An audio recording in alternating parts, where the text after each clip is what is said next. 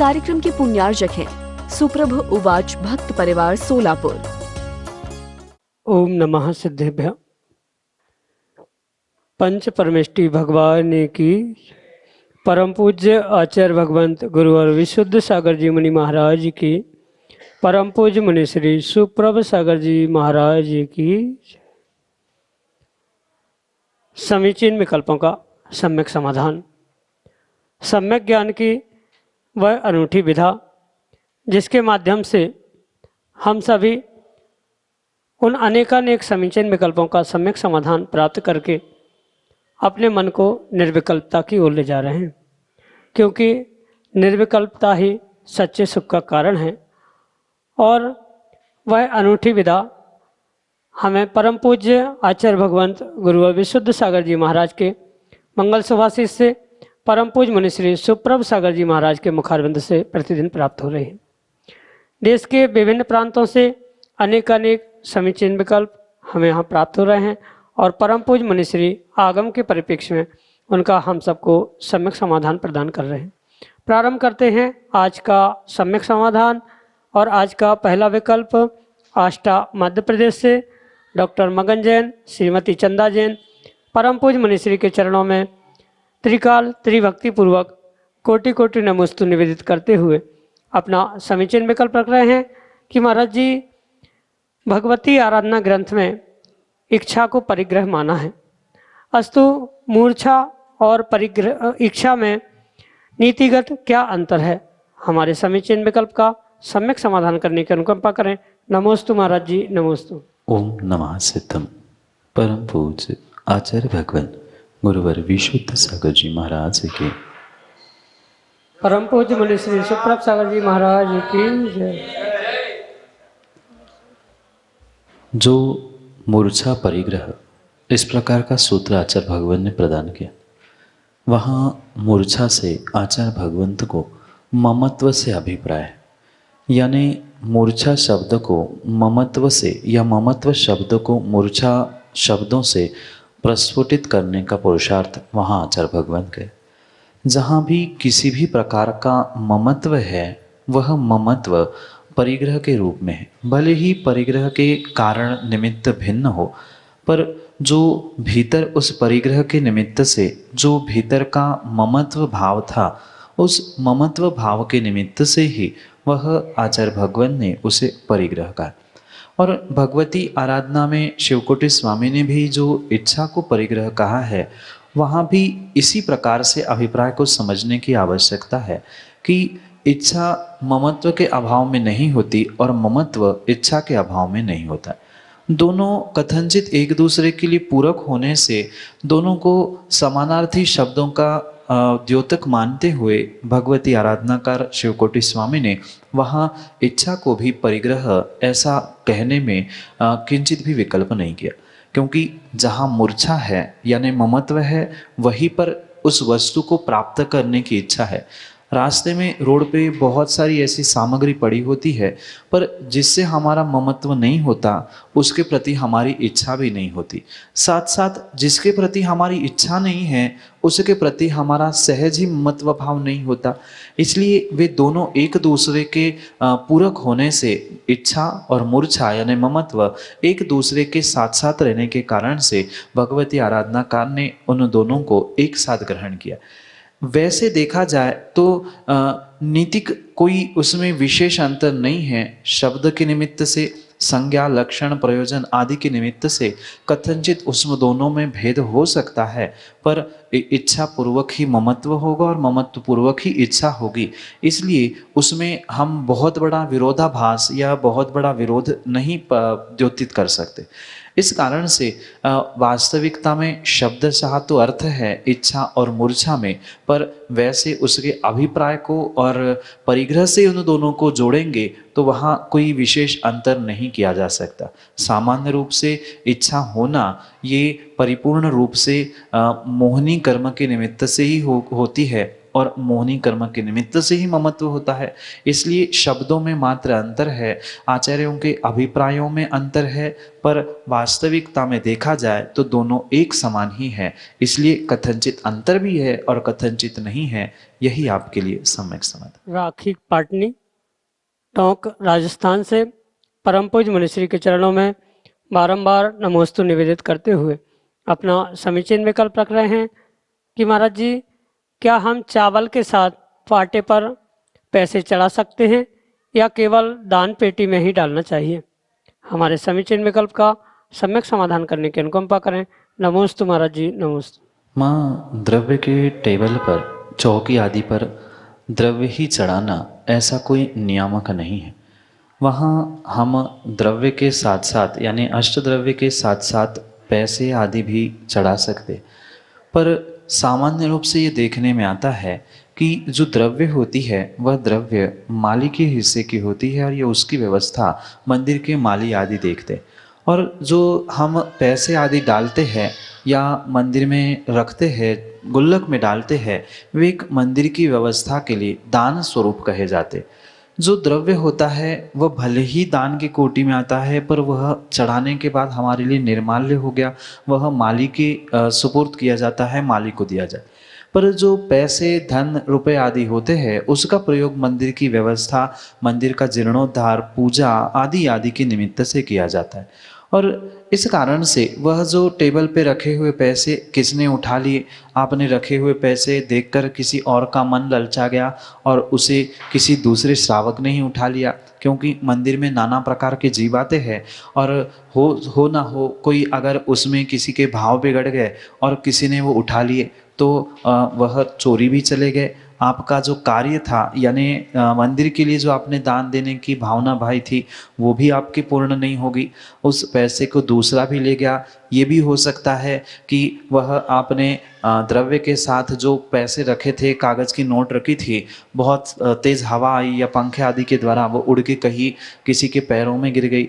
अनेक प्रकार के विकल्प हो सकते हैं। इसलिए कायदे से उसे गुल्लक या दान पेटी आदि में ही उन पैसों को डालना चाहिए। वैसे टेबल, पाटे आदि पे चढ़ाने में दोष किंचित भी नहीं है, पर दोष ना होने पर भी एक श्रावक का कार्य विवेक पूर्वक होने के निमित्त से विवेक पूर्वक उसका विनिमय हो, इस कारण से जो द्रव्य टेबल, पाटे, चौकी आदि पे चढ़ाई जाती है वह वहाँ चढ़ाई जाए, और जो पैसे आदि है उस पैसे आदियों को गुल्लक में या दान पेटी में डालने से ही उसकी योग्य विनिमय होगा, योग्य तरीके से उसका कार्य निष्पन्न हो पाएगा। इसलिए उत्कृष्ट कार्य तो यही है कि आप अगर उसको गुल्लक में डाल देंगे, दान पेटी में डालेंगे तो श्रेष्ठ कार्य है। पर क्वचित कदाचित दान पेटी नहीं मिली और आपको वह पैसे मंदिर में रखने ही हैं, तो आप टेबल पे भी रख दो, तो कायदे से उसका कोई दोष नहीं है, उसका कोई पाप भी नहीं माना जाएगा। पर एक व्यवस्था के रूप में ये व्यवस्था बनाई गई है, और इस व्यवस्था का पालन करने से ही मंदिर की भी और स्वयं की दोनों की व्यवस्था व्यवस्थित हो सकती है।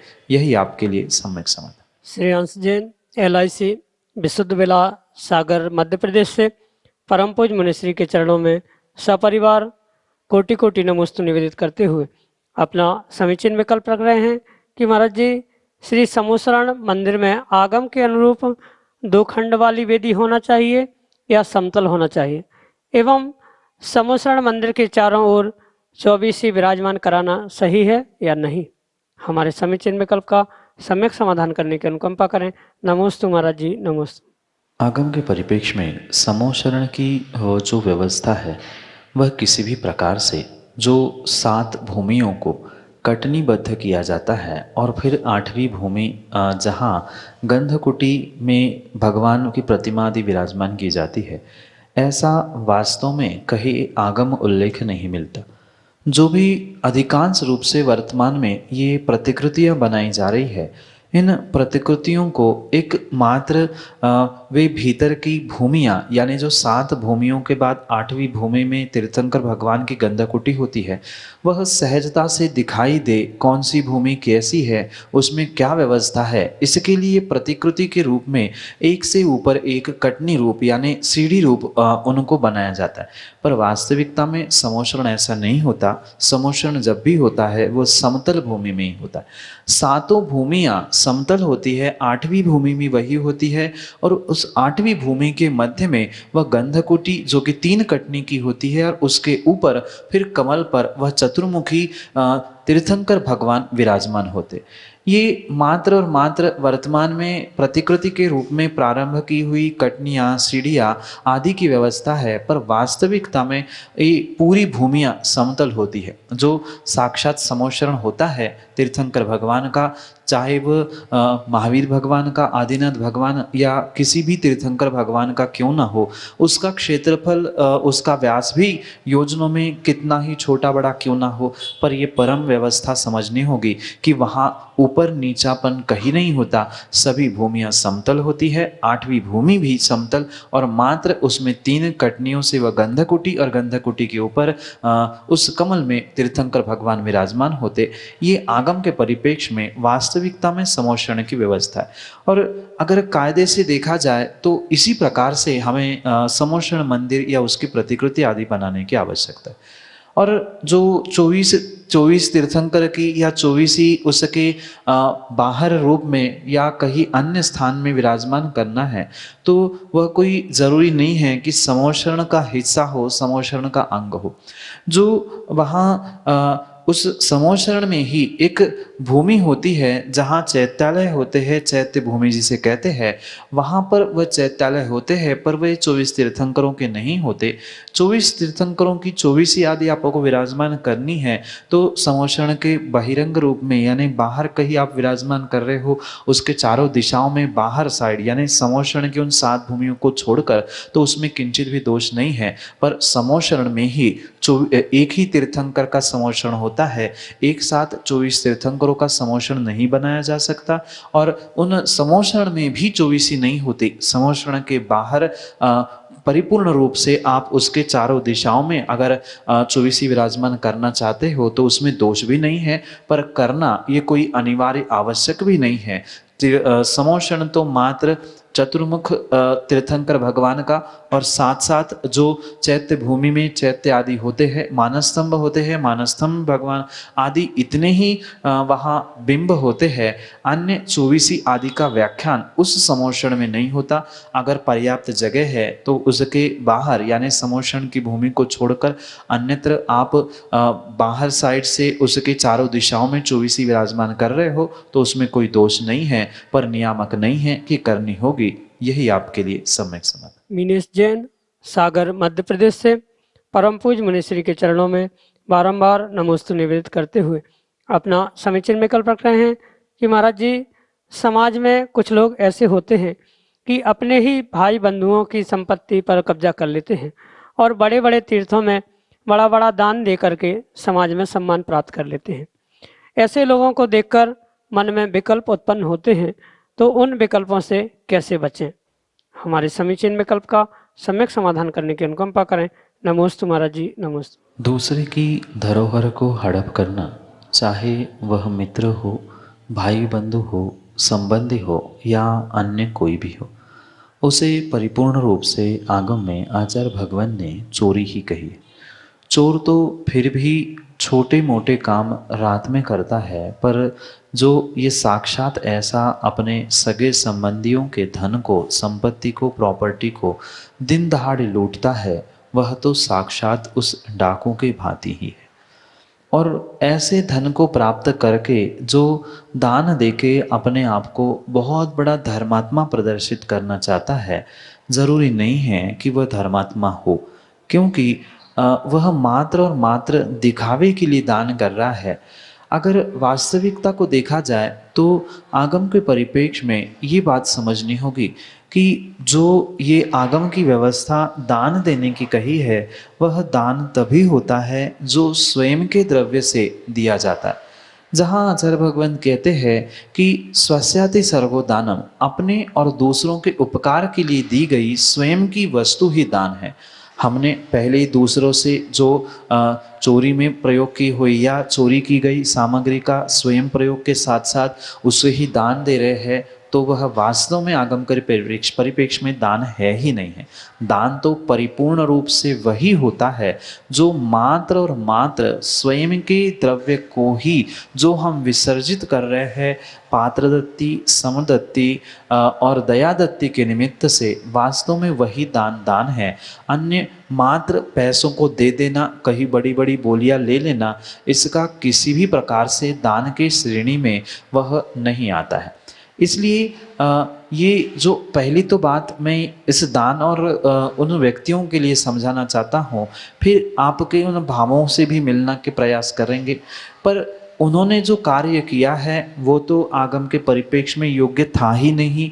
पर ये भी परम सत्य है मिनेश भाई कि अगर उसे देखकर हमें संक्लेशित परिणाम हो रहे हैं या हमारे परिणाम ऊपर नीचे हो रहे हैं, तो वो भी हमारा सोचना, वो भी हमारा चिंतन करना या उसके प्रति विपरीत भाव लाना, ये भी परिपूर्ण रूप से गलत कार्य है।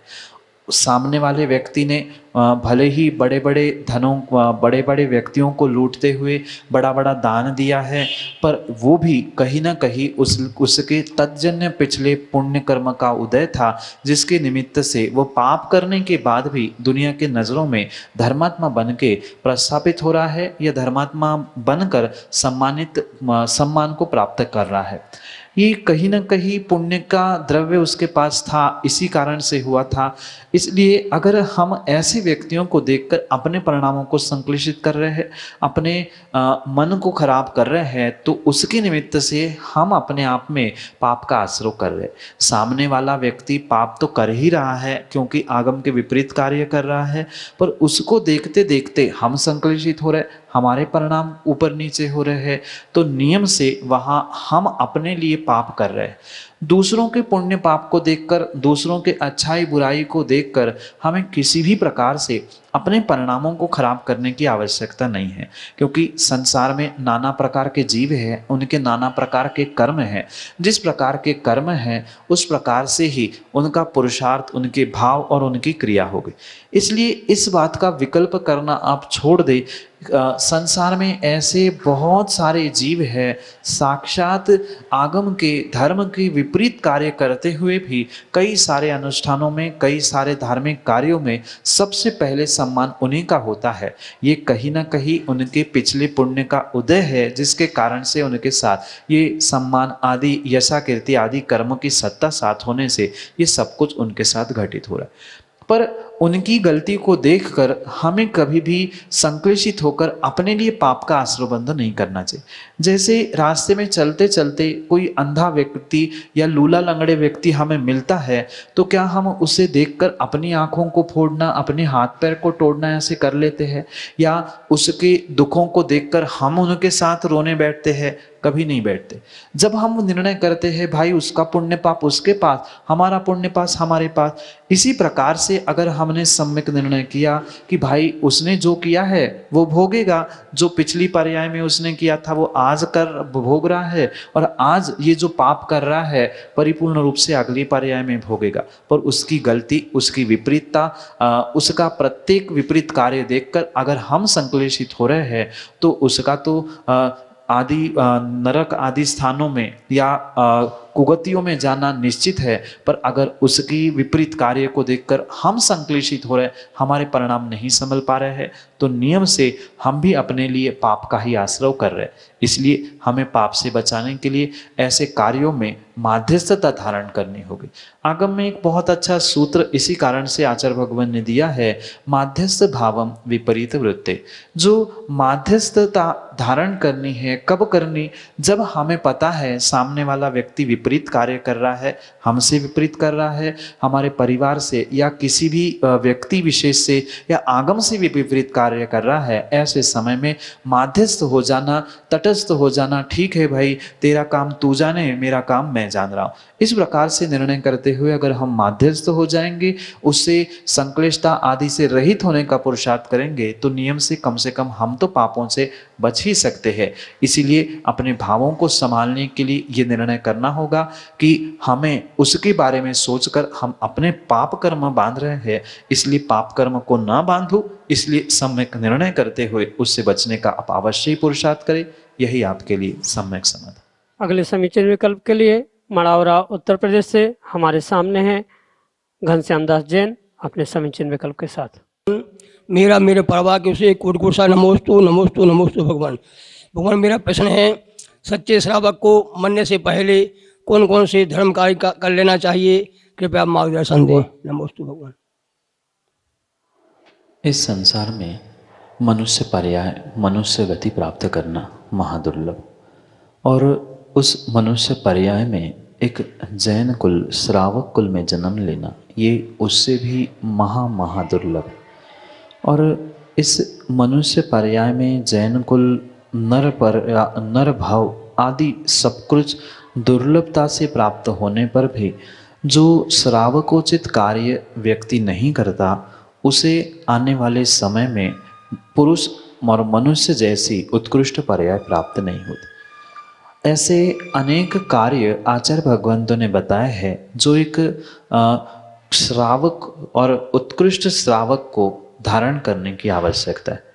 जैसे कि सामान्य रूप से अगर हम समझें तो ऐसा कहा जाता है कि अगर जीवन में हम जैन कुल में जन्मे हैं तो कम से कम एक बार अपने स्वयं के द्रव्य से सिद्ध चक्र विधान करना, साथ साथ स्वयं के ही द्रव्य से भले ही जितनी जैसी शक्ति हो उतनी शक्ति के अनुसार एक जिन बिंब यानी जिनेंद्र भगवान की प्रतिमा और शक्ति हो तो उन्हीं के लिए एक जिन मंदिर आदि की स्वयं के धन से, यानी किसी दूसरे के कमाए हुए धन से नहीं अपितु स्वयं के ही कमाए हुए धन से, द्रव्य से वे जिनेंद्र भगवान की प्रतिमा, मंदिर, साथ साथ सिद्ध चक्र विधान, और इसके साथ साथ आचार्य भगवान ये भी कहते हैं कि मनुष्य पर्याय मिली है और समचिंता है, सभी योग्यता है, तो श्रावक को कम से कम एक बार उस सौधर्म इंद्र पद को अवश्य ही प्राप्त करना चाहिए।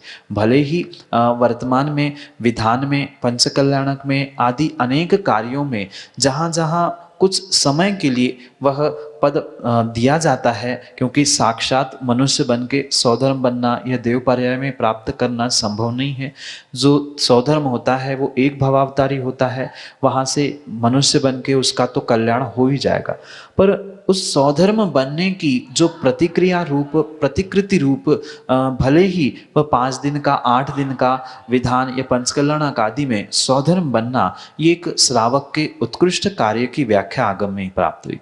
साथ साथ ये भी कहा जाता है कि सौधर्म भी बन चुके और ये सब कार्य कर चुके हैं तो पंचकल्याणक आदि कार्यों में एकाध बार हमें तीर्थंकर के माता पिता भी बनने का सौभाग्य प्राप्त करना होगा, क्योंकि ये जैसे तीर्थंकर के माता पिता है, सौधर्म आदि है, ये भी एक भावावतारी होने से तीर्थंकर भगवान के माता पिता भले एक भावावतारी नहीं हो पर मोक्षगामी अवश्य होते हैं। इसलिए भले हम साक्षात तीर्थंकर के पंचम काल में माता पिता नहीं बन पा रहे, सौधर्म नहीं बन पा रहे, भले ही 5 दिन के लिए या उस पंचकल्याणक आदि के निमित्त से बनेंगे तो नियम से वैसे भावों के साथ हम तद्रूपता को प्राप्त करने का पुरुषार्थ कर सकते। इसलिए कम से कम ये 4 कार्य, इसके अलावा अगर हम वास्तव में श्रावक है और हम में शक्ति है तो श्रावक बनने की जो विधि आगम में कही है, जिसको व्रती श्रावक की श्रेणी में रखा जाता है, ऐसे उन प्रतिमाओं को धारण करना, जितनी शक्ति है उतनी प्रतिमाओं को धारण करें, अधिक नहीं है तो कम से कम पहली दूसरी प्रतिमा धारण करके हम अपने आप को 5वें गुणस्थान वर्ती तो बनाए, ये पक्का निर्णय करना होगा।